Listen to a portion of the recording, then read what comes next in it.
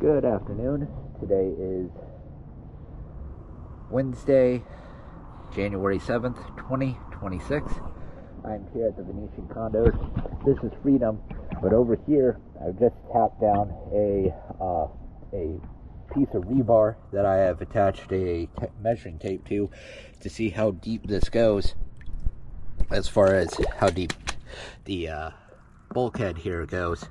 And I think I've hit to the point where it won't move anymore.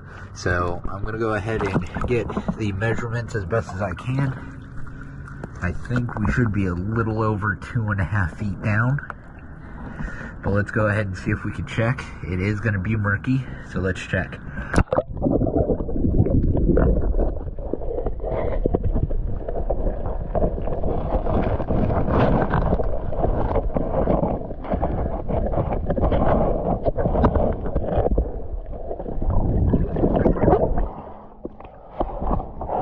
So again, that should be just over 2.5 feet to about 3 feet down into the mud, and it won't go any further.